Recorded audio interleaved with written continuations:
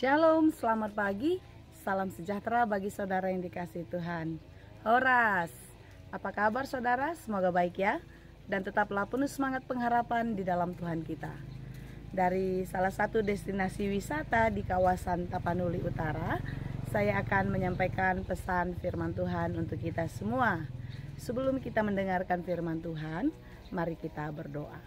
Ya Allah Bapa yang Maha Baik, kami bersyukur atas kasih-Mu, atas penyertaan-Mu dalam hidup kami sampai hari ini. Kami percaya sebagaimana hari-hari yang telah kami lalui, Tuhan pun akan menyertai kami hari ini dan bahkan hari-hari kami ke depan nanti.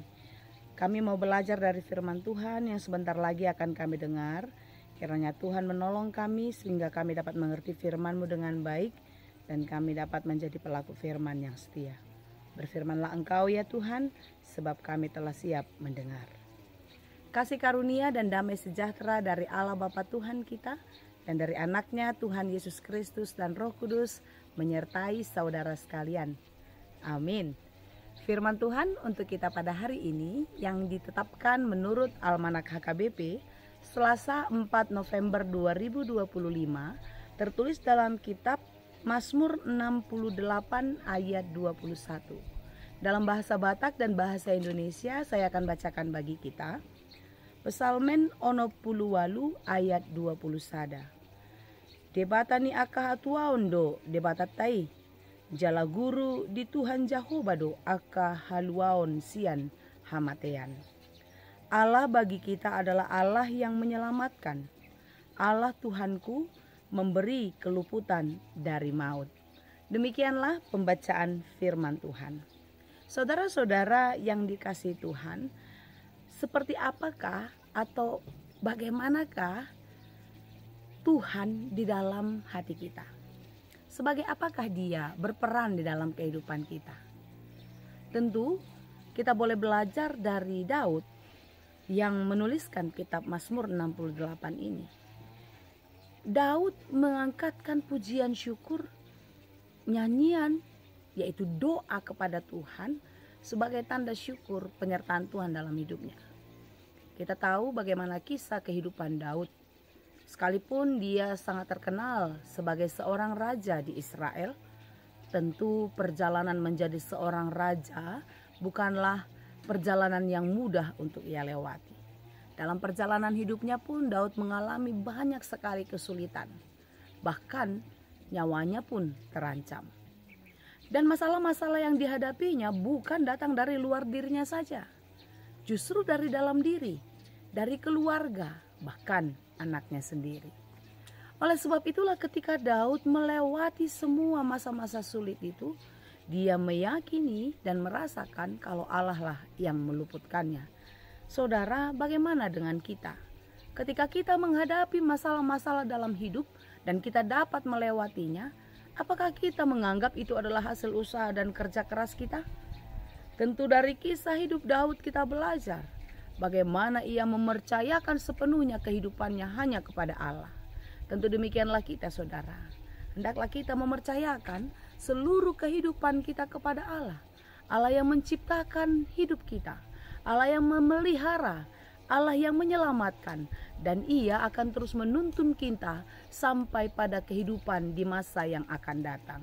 Oleh itu saudara-saudara yang dikasihi Tuhan, marilah kita jadikan Allah itu menjadi penyelamat dalam segala persoalan kita.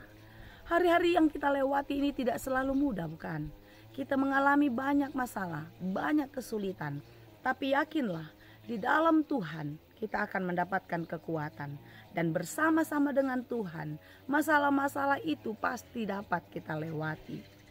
Jangan ada di antara kita menganggap kekayaan, jabatan, pangkat, kerabat itu semua menjadi jalan kita untuk keluar dari persoalan. Jika itu semua diizinkan Tuhan untuk dipakai menolong kita, syukurilah. Itu adalah kesempatan. Tapi yakinlah saudara, dalam kesulitan, beratnya hidup, ketika kita memegang Tuhan dalam kehidupan kita, ketika kita mempercayakan Tuhan satu-satunya penolong dan penyelamat kita, maka kita akan dapat melewatinya. Kita akan memenangkan pertarungan iman kita. Dan kita berhak mendapatkan hadiah, yaitu mahkota kemenangan. Saudara-saudara, dalam renungan ini Daud mengatakan Allah bagi kita adalah Allah yang menyelamatkan. Dan itulah yang senantiasa seharusnya kita katakan di dalam kehidupan kita. Allah Tuhanku memberi keluputan dari maut. Artinya apa? Allah sanggup melakukan cara atau dengan bagaimanapun untuk menolong dan menyelamatkan kita. Saudara-saudara, mari kita tetap mempercayakan seluruh kehidupan kita hanya kepada Tuhan ya. Jangan pernah mengandalkan kekuatanmu, mengandalkan kekayaanmu, pangkat dan jabatanmu, tetapi andalkanlah Tuhan. Saya mau mengatakan ketika kita mengandalkan Tuhan dan dekat dengan Tuhan, itu tidak menjadi satu jaminan kalau kita luput dari persoalan, kalau kita tidak menghadapi pergumulan.